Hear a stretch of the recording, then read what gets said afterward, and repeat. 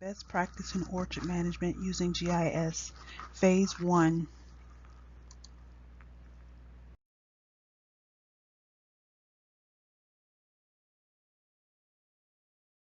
Basically uses traditional methods to manage the production of their hard cider, apples, apple juice, scion wood, and cider seedlings. GIS can help them to do a better job managing. They already have a pretty efficient system and they are very good at what they do. They have patronage from people from up in Minneapolis, St. Paul, all the way down to La Crosse, Wisconsin. And on both sides of the Mississippi River, many people enjoy their hard cider. The GIS would aid them in being able to mitigate any instances of tree damage due to late frost, issues with trees not being vigorous based on the soil.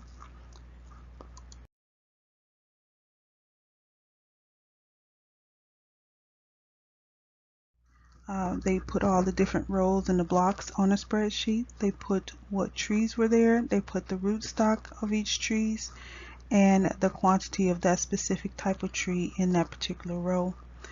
This is useful in many ways as far as tracking which trees were planted when, but a GIS can give them a more visual sense of how these things are located and assist them in being able to plan further for which trees they would like to put as replacements and where they want to plant them, especially as they do sell a lot of seedlings and they sell scion wood.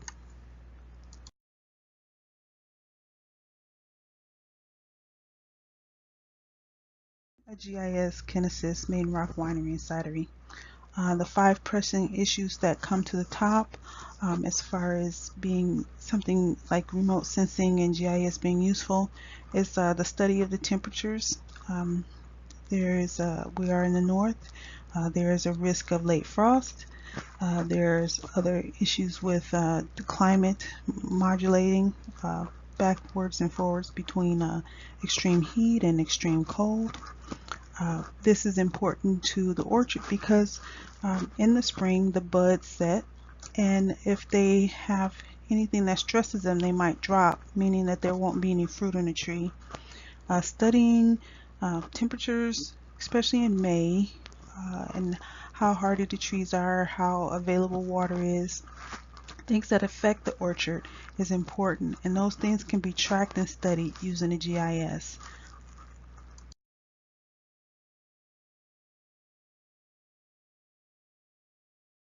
Provide a visual map of where items are so that when visitors come and there's certain during the picking season, there's certain trees that they want to pick, they can have an accurate map of where those trees are located. This is also important for those who manage the farm to see which trees, which varieties do well on certain parts of the farmstead. There's a variety of different soils, there's a variety of different slopes, different aspects. Some of these affect the absorption of nutrients, how much sun a particular tree can get, and basically water drainage, where the water is running off, if the roots sit in water, if they don't get enough water because it drains too quickly. There's a lot of issues that need to be addressed as far as trying to maintain a consistent amount of yield from particular trees that are used in cider, and also trees that are used as fresh apples for picking or to sell.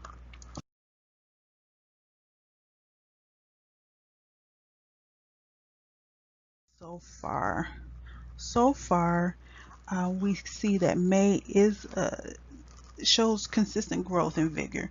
When we look at a lot of the Landsat data, we see that by May, most of the orchard is pretty vigorous.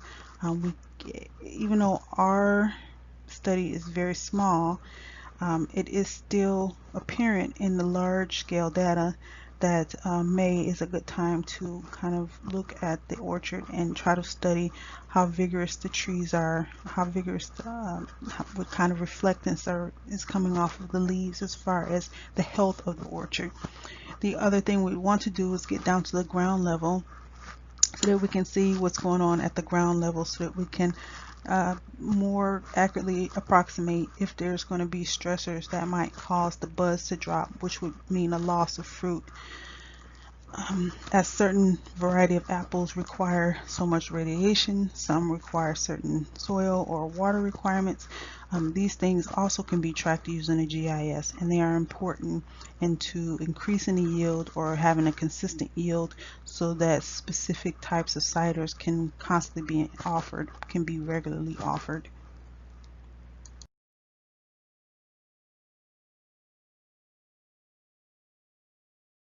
Off of the Landsat data, that we can get some information about how much chlorophyll is being produced. Are the trees healthy? Are they stressed?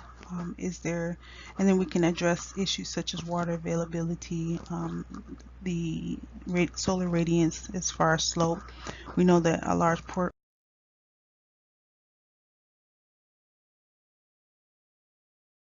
affect how much sun some of the trees get, as far as because they sit on a specific aspect. Also, things that were not considered before is that the land is kind of hilly, so that there's different, maybe tiny little microclimates going on, or effects from we have water coming off of the Mississippi River, creates microclimates. There's going to be small cloud settling, creating a fog. These kind of things maybe need to be studied, as far as which side of the farm is getting a benefit from that moisture, what side might not be benefiting as much as the other sides, and how that affects the growth of the trees. Also, airflow is important. There's an issue with humidity creating mold and fungus. Although it's very organic and fungus and things are allowed to grow naturally, the things that affect the leaves, which produce the energy to create the apples, those things need to be mitigated so that there's not too much scale. We don't want to make it too good of a home for pests. So this is also things that need to be dealt with, as far as what areas the pruning may have to be a little bit harder to make the branches more open, to allow more air and sunlight in, to create a healthier tree.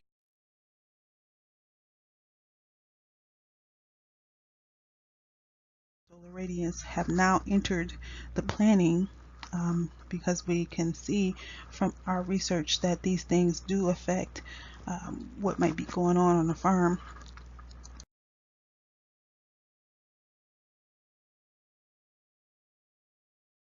Indicated a vigored orchard, studying what's going on with the leaf radiation during that time. Reflectance during that time is important. Relating the yield to May temperatures can possibly predict loss due to late frost. A large portion of the orchard is north or northeast facing. That's something else we need to deal with, as far as looking at how does that affect the yield for those particular apples. Again, slope aspect, soil, more consideration needs, and figuring out a way to use spectral data at the ground level, how to separate that out from what may be coming from the upper and lower atmosphere. And then possible methods to protect from late frost in May, using either reflectance material to reflect some up onto the trees, or heating elements to blow air, hot air, warm air, to keep the trees from suffering from frost.